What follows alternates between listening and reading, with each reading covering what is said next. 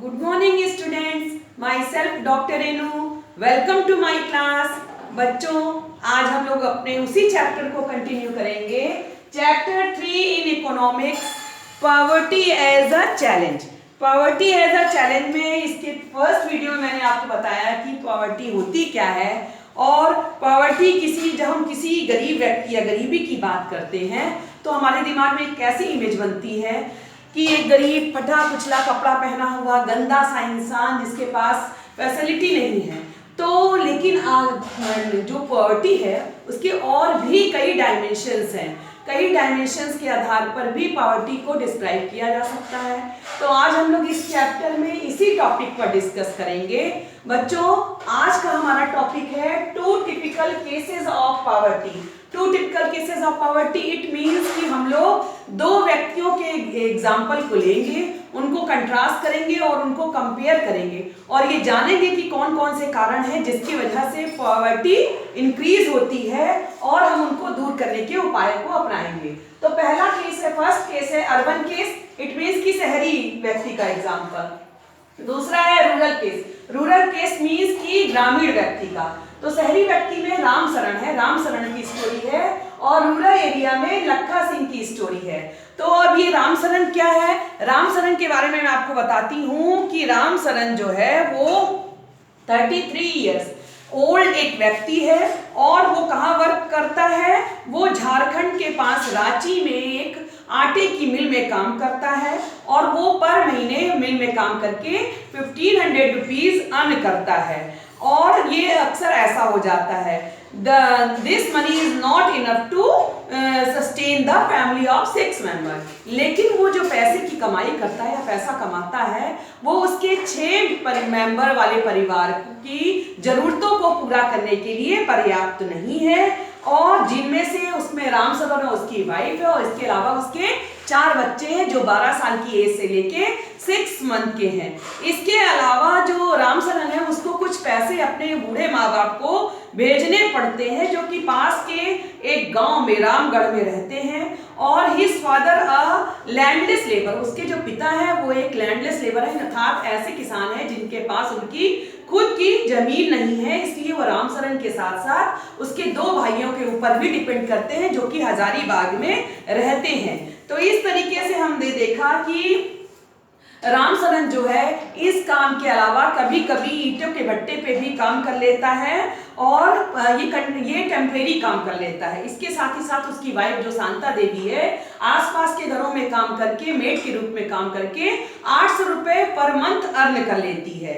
और इसके साथ ही साथ उसका जो सबसे बड़ा बेटा है वो पास की दुकान, चाय की दुकान में हेल्पर के रूप में काम करता है. इससे जो उसको आमदनी होती है वो इस परिवार के लिए एक्स्ट्रा हो जाती है. वो 300 रुपए महीने कमा लेता है. तो इस तरीके से हम लोग ने देखा कि परिवार के 3 सदस्य मिलकर, 3 मेंबर मिलकर के 1500 प्लस 800 प्लस 300, तो इस तरह से 2600 रुपए पर मंथ कमाते हैं और उसमें उसको 8 मेंबर्स की जरूरतों को पूरा करना है.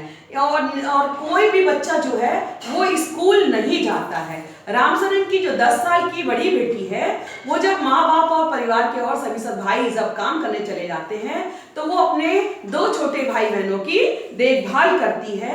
और किसी के पास भी 2 जोड़ी से कपड़े, ज्यादा से कपड़े नहीं है और नए कपड़े तभी बनते हैं जब ये पुराने कपड़े फट जाते हैं. और इसके साथ ही साथ साबुन और जूतों को क्या माना जाता है कि वो बहुत ऐशो आराम की चीज है. जब बहुत पैसा हो तभी मिल पाएगा, नहीं तो नहीं मिल पाएगा. ये तो राम शरण की स्टोरी थी. अब हम लोग देखेंगे लखा Singh.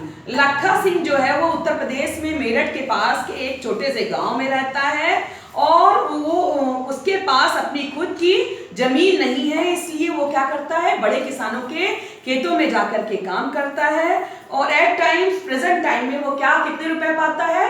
15 rupees per day. 15 rupees per day उसको इनकम होती है. बट लेकिन ये जो इनकम है ये उसके परिवार की जरूरतों को पूरा करने के लिए पर्याप्त नहीं है. और कभी कभी क्या होता है कि वो उन किसानों के खेतों में दिन भर काम करता है तो कभी कभी थोड़े से दाल, थोड़ी सी चावल और सब्जियां भी मिल जाती हैं. लेकिन ये उसके 8 मेंबर्स वाले 8 मेंबर्स वाले परिवार की जरूरतों को पूरा करने के लिए पर्याप्त नहीं है। और वो क्या करता है, जो लखा सिंह जो है गांव के बाहर की तरफ एक कच्चे मकान में रहता है और उसके घर की औरतें क्या करती हैं, जानवरों के लिए चारा काटती हैं और खेतों से सूखी लकड़ियां बीन के लिए आती हैं जिससे कि चूल्हा जल सके, उनके घर का खाना बन सके। उसके जो फादर थे वो 2 साल पहले गुजर गए हैं और उनको टीबी की बीमारी थी, लेकिन उनका पर्याप्त ढंग से इलाज नहीं हो पाया। ठीक उसी बीमारी से उसकी माँ भी गुजर रही है और एक एक दिन करके वो मौत का इंतजार कर रही है। इस तरह से उनको हेल्थ केयर की भी फैसिलिटी नहीं है। तो ये जो लखा है उसने क्या किया है, वो अपने गांव में एक प्राइमरी कॉलेज है, लेकिन लखा कभी नहीं गया वहां पढ़ने के लिए क्योंकि उसने 10 साल की उम्र से ही कमाना शुरू कर दिया था और उन लोग के पास एक जोड़ी कपड़ों के अलावा और कुछ भी नहीं है। जूते और कपड़े तो बहुत दूर की बात है। तो आपने यहाँ पे देखा 2 स्टोरी मैंने आपको बताई, राम सरन की और लखा की। अब लखा और राम सरन की स्टोरी को हम लोग कंपेयर करके ये जान पाएंगे कि कौन कौन से कारण हैं जिसकी वजह से पॉवर्टी बढ़ती है। Analysis and discuss the 2 cases of poverty on the following issues. तो कौन से वो इश्यूज हैं, लैंडलेसनेस। लैंडलेसनेस, अगर किसी किसान के पास जमीन नहीं है तो क्या होगा, वो गरीबी को बढ़ाएगा क्योंकि अगर उसकी अपनी खुद की जमीन होती तो वो अपनी खेती करता और अपना जो प्रोडक्ट होता उसको बेच करके वो पैसे अर्न करता, लेकिन जमीन ना होने पर उसको दूसरों के खेतों में काम करना पड़ता है जो कि पॉवर्टी को जन्म देता है। सेकेंड इशू है अनएम्प्लॉयमेंट। अनएम्प्लॉयमेंट बेरोजगारी। बेरोजगारी मीन्स कि काम का ना मिलना। जब किसी को काम नहीं मिलता है तो वो भी उसके पास पैसे की तंगी हो जाती है, तो ये भी पॉवर्टी को बढ़ाता है। नेक्स्ट है size of families. Size of families means कि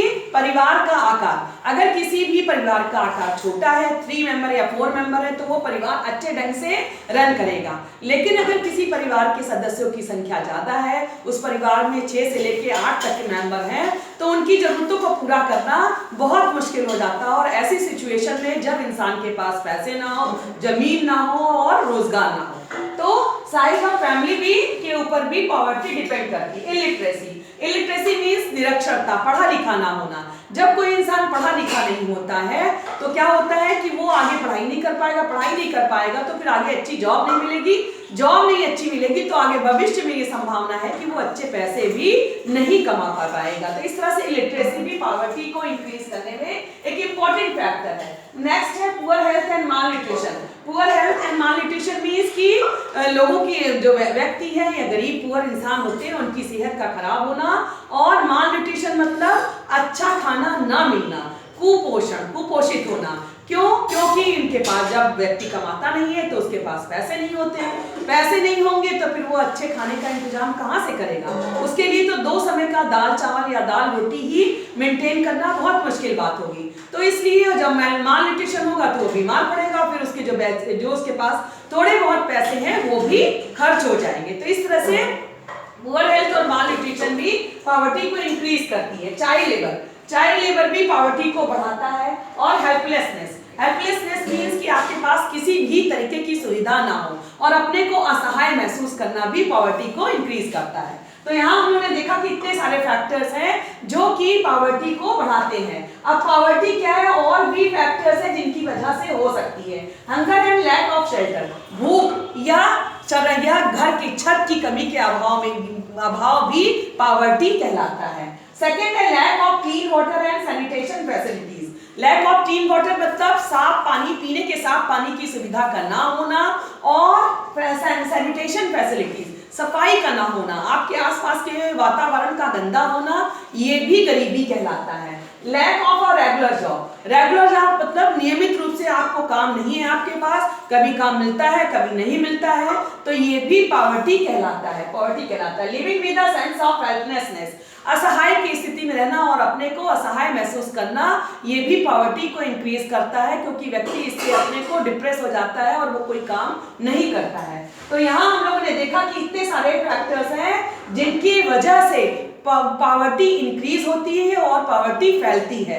तो यही वजह है कि महात्मा गांधी, जो एक यहाँ पर मैं एक स्पेशल पर्सन महात्मा गांधी की एक स्टेटमेंट को बताना चाहूंगी। महात्मा गांधी का मानना था कि Mahatma Gandhi always insisted that India would be truly independent only when the poorest of its people become free of human suffering. Mahatma Gandhi का मानना था कि भारत तभी वास्तविक रूप से स्वतंत्र होगा जब उसके गरीब से गरीब लोग भी क्या करेंगे, इन सभी पीड़ाओं से, कष्टों से मुक्ति पा जाएंगे, तभी इंडिया वास्तविक रूप से स्वतंत्र होगा। नहीं तो ये जो स्वतंत्रता है ये बेमानी है, ये झूठी है।